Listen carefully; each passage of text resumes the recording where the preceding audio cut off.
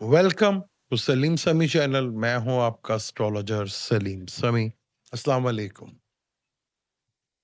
हमने इससे पहले वीडियो बनाई थी नक्षत्र के ऊपर कि वो कौन से नक्षत्र हैं जो आपकी जिंदगी में आए और आपको वो प्रॉब्लम में डाल सकते हैं। उसके ऊपर मैंने बताया था कि कौन कौन से नक्षत्र। अच्छा, जो नक्षत्र होता है वो आपका जन्म का नक्षत्र बड़ा इंपॉर्टेंट होता है। जन्म का नक्षत्र जो है वो है आपके मून साइन, जिस ज़ोडिक साइन में बैठा हुआ है। यानी फर्ज कर लें अगर मून एरिस में बैठा हुआ है तो 0 से लेकर 3-20 डिग्री तक जो है आ, अगर बैठा है तो केतु आपका होगा। और अगर 13-20 से आगे है तो 26-40 तक तो वीनस का होगा। उससे जो है उसके बाद शम्स का 30 डिग्री तक शम्स का होगा। तो कोई सा भी जहां पे भी आपका मून साइन बैठा हुआ है, जहाँ मून साइन लिखा होगा वहां पे आगे उसका नक्षत्र भी लिखा होगा। टोटल 27 नक्षत्र होते हैं। तो नक्षत्र बड़े इंपॉर्टेंट होते हैं क्योंकि एक ही ज़ोडिक साइन में प्लेनेट एक जैसा रिजल्ट बिल्कुल भी नहीं देता। सबके लिए एक जैसा हो वो बिल्कुल पॉजिटिव नहीं है। जैसे अब सन एरियस में आया तो क्या सबके लिए वो बहुत अच्छा होगा? पॉसिबल नहीं है। इसी तरह नक्षत्र बड़े इंपॉर्टेंट होते हैं कि आपका जन्म का नक्षत्र जो है वो क्या है। चलें चार्ट के थ्रू आपको समझाने की कोशिश करते हैं। जैसे मैंने पहले भी आपको बताया था कि आपका जो जन्म नक्षत्र होता है, यानी जिस नक्षत्र में आप पैदा होते हैं, उससे दूसरा नक्षत्र जो होता है, दूसरा, 11वां और 20वां नक्षत्र, ये वो नक्षत्र है जो आपको हमेशा आगे बढ़ाने का काम करता है। यानी इस टाइम आप कोई भी चीज़ लेते हैं, कोई प्रॉपर्टी खरीदते हैं, कोई व्हीकल खरीदते हैं, गोल्ड खरीदते हैं या कोई भी ऐसा काम जो आपकी ग्रोथ को आगे बढ़ाने के लिए होता है, इस दूसरे नक्षत्र पे, 11वें नक्षत्र पर, 20वें नक्षत्र पे लेते हैं, तो हमेशा आपकी ग्रोथ बढ़ती है। इसी नक्षत्र पे अगर आप अपना बैंक अकाउंट में अपनी सेविंग करते हैं, तो वो सेविंग आपकी बहुत डबल और ट्रिपल हो जाती है अगर आप इस नक्षत्र को यूज करते हैं। इस नक्षत्र से जुड़े हुए लोग आपकी जिंदगी में आपके लिए बहुत फायदेमंद होते हैं। वो जिंदगी में हमेशा आपकी सपोर्ट्स करेंगे। इन नक्षत्र से जुड़े हुए लोग आपकी लाइफ में एक बहुत बड़ा रोल अदा करते हैं, आपके लिए फ़ायदेमंद होते हैं, आपको बेनिफिट्स मिलते हैं उन लोगों से और वो आपको आगे बढ़ाने का भरपूर मौका देते हैं। चार्ट के थ्रू थोड़ा-सा मैं आपको समझाता हूँ किस तरह नक्षत्र को देखते हैं। अब ये देख लें, ये है टोटल 27 नक्षत्र, ये सबके नाम भी लिखे हुए हैं और ये साइन भी लिखे हुए हैं। अब ये देख लें, अश्विनी जो कि 0 डिग्री से लेकर 13-19 तक होता है, ये एरियस में ही कहलाएगा। अगर किसी का ये पहला नक्षत्र है, अश्विनी पहला नक्षत्र है, किसी का भी हो सकता है, तो वो भरनी उसका दूसरा नक्षत्र होगा। भरनी दूसरा नक्षत्र होगा और 11वां नक्षत्र दूसरा होगा और 20वां नक्षत्र जो है वो वो भी उसका दूसरा नक्षत्र कहलाएगा।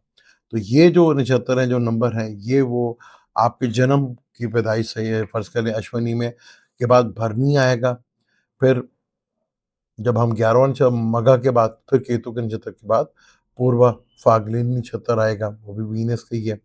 और 20वां नक्षत्र मूला के बाद पूर्वाषाढ़ा, ये भी वीनस का ही नक्षत्र है। अब ये देख लीजिए, तीनों निशान एरीज़ के हैं। ये तीनों निशान जो है एरीज़ के हैं। तो यहाँ पर पहले 2 जो नक्षत्र हैं अश्विनी और भरणी, ये पूरे अपने डिग्री चलते हैं, 13, 20 तो एक होती है और जो कृतिका का नक्षत्र जो शम्स का नक्षत्र है, वो 3-20 डिग्री चलता है। यानी जैसे भी कोई भी प्लैनेट किसी भी ज़ोडिक साइन में, जैसे ये एरीज़ में आपको दिखाया है, तो यहाँ प्लैनेट जब आता है तो उसके रिजल्ट भी चेंज होते हैं जब वो नक्षत्र चेंज करता है। इसी तरह आपकी ज़िंदगी में ये सारे के सारे नक्षत्र आप बेशक उसे कॉपी भी कर सकते हैं। ये नक्षत्र जो दूसरा नक्षत्र है वो आपको हमेशा जो है आपकी ग्रोथ बढ़ाएगा। उससे जुड़े हुए लोग आपकी ज़िंदगी में आएँगे तो वो ज़िंदगी में आपकी बेहतरी लेकर आएँगे। आप में ज़िंदगी में इम्प्रूवमेंट आएगी, वो आपकी हेल्प करेंगे। और जो आपके लिए बहुत ज़्यादा प्रोटेक्शंस वाले होते हैं, वो नक्षत्र कौन-सा होगा? आपके फ़र्ज़ के लिए अगर अश्विनी जन्म नक्षत्र है, तो वो चौथा नक्षत्र, ये जो यहाँ पे 4 लिखा हुआ है, यहाँ पे चौथा नक्षत्र होगा, जहाँ पे 13वां नक्षत्र होगा और जहाँ 22वां नक्षत्र होगा। ये जो नक्षत्र होंगे, ये आपको हमेशा प्रोटेक्शंस करेंगे। ये आपको हमेशा प्रोटेक्ट करेंगे। इनसे जुड़े हुए आइकन अगर आप अपने पास रखते हैं, तो वो आपके लिए बहुत फ़ायदेमंद साबित होते हैं। इसके बाद होता है 9वां नक्षत्र। जैसे अश्विनी से 9वां नक्षत्र जो है, वो अश्लेषा है। इस तरह 9वां हो गया और उसके बाद जो है वो 18वां नक्षत्र हो गया और उसके बाद 27वां नक्षत्र। ये वो लोग होंगे जो आपकी ज़िंदगी में आएँगे, तो आपकी ज़िंदगी में बहुत बड़ी बेहतरी आएगी। ये वो लोग होंगे जो हर टाइम आपके बैक के पीछे खड़े रहेंगे, जो हमेशा आपको सपोर्ट करते रहेंगे। जैसे कहते हैं यार, हर मुश्किल टाइम में ये लोग मेरा साथ देते हैं, मेरे साथ खड़े रहते हैं। ये मेरे बे इसको कहते हैं भी बेस्ट फ्रेंड नक्षत्र। यानी जो लोग होते हैं वो खुशनसीब, जिनके दोस्त हमेशा उनके पीछे खड़े होते हैं, चाहे वो भाई हों या माँ-बाप हों या दोस्त हों या कोलीग्स हों, जो अगर इस नक्षत्र में जो है 9वां नक्षत्र, उसके बाद जो है 18वां नक्षत्र और 27, ये हमने अश्विनी से गिना है। फ़र्ज़ कर लो कोई भरनी में पैदा हो सकता है, तो भरनी उनका पहला होगा। यानी वीनस का नक्षत्र उनका पहला होगा, किसी का कृत्तिका पहला हो सकता है, तो कृत्तिका उनका पहला होगा, अगर वो कृत्तिका में पैदा हुए हैं, तो कृत्तिका उनका पहला होगा। इसी तरह रोहिणी में अगर कोई पैदा हुआ है, तो रोहिणी नक्षत्र उनका पहला होगा, उससे आपने दूसरा गिनना है, उसी से आपने दूसरा गिनना है, उसी से आपने चौथा गिनना है। अब जैसे फर्ज़ कर लें भरनी की बात करें, तो भरनी पहला नक्षत्र हो गया, ये दूसरा हो गया और ये तीसरा हो गया और ये चौथा हो गया, जो 5वां है वो उसका चौथा बन जाएगा। आप देखें कि आप किस नक्षत्र में पैदा हुए हैं, किस ज़ोडिक साइन में आपका मून है, वहाँ आपने उसके आगे जैसे यहाँ पे लिखा हुआ है, तो आपको साफ पता चलेगा अश्विनी है। उसी तरह वहाँ पे जो चार्ट में अगर हम जाते हैं, तो अगर आप चार्ट में जाएँगे, तो ये चार्ट देख लें। अभी जो अभी का ये चार्ट है, अभी हम लगन देख लेते हैं, तो लगन जो है, ये विर्गो का लगन है और मून जो है, वो बैठा हुआ है एरीज़ में बैठा हुआ है। तो एरीज़ में मून बैठा हुआ है, तो ये अभी जो भी बच्चा पैदा होगा, वो एरीज़ का लगन होगा और मून जो नक्षत्र होगा, वो अश्विनी होगा। यहाँ देखें, अब आज मून एरीज़ का बैठा हुआ है।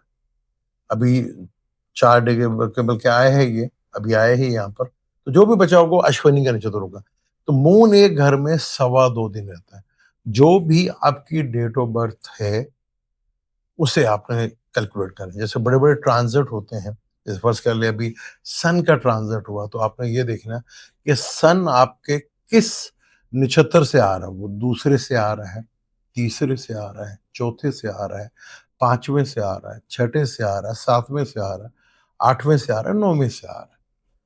ये आपको हमेशा देखेंगे तो आपको समझ आ जाएगी भी मेरा ये भी जो भी ट्रांज़िट हो रहा है, सन का हो रहा है या सैटर्न का हो रहा है, जुपिटर का हो रहा है, राहु केतु का हो रहा है, तो आपको बहुत अच्छी तरह से आइडिया हो यार ये जो ट्रांज़िट है मेरे लिए कैसा रहेगा। 3, 5, 7 जैसे फ़र्ज़ कर लें, यहाँ पे ये तीसरा नक्षत्र है, अश्विनी का ये तीसरा है और ये 5वां है और ये 7वां है, अश्विनी के। तो ये नक्षत्र बुरे होंगे। इसी तरह अगर भरनी का होगा तो उसे आपने तीसरा देख लेंगे तो रोहिणी का नक्षत्र हो जाएगा। तो ये आपने इस तरह कैलकुलेट करना है तो आपके लिए बहुत आसानी हो जाएगी। तो इस टाइम पे जैसे दूसरे नक्षत्र पे किए हुए काम जो आपको हमेशा आगे बढ़ाने के लिए काम आते हैं। मुझे उम्मीद है कि आपको वीडियो समझ आई होगी। मेरी तो कोशिश है आपको बेहतर से बेहतर कोई चीज़ दूँ। अगर फिर भी कोई प्रॉब्लम होगी तो इंशाल्लाह अगली वीडियो में हम ज़रूर कोशिश करेंगे उसको समझाने की। जैसे कल वीनस 19 तारीख को ट्रांज़िट हो रहा है, उसके बारे में मैं नक्षत्र वाइज़ भी बताऊँगा और आपको नवांश के हिसाब से भी बताऊँगा। वीडियो अच्छी लगे तो उसे लाइक भी कीजिएगा, शेयर भी कीजिएगा और चैनल को सब्सक्राइब भी कीजिएगा। मुझे दें इजाज़त, इंशाल्लाह मिलते हैं अगली वीडियो में। अल्लाह हाफ़िज़।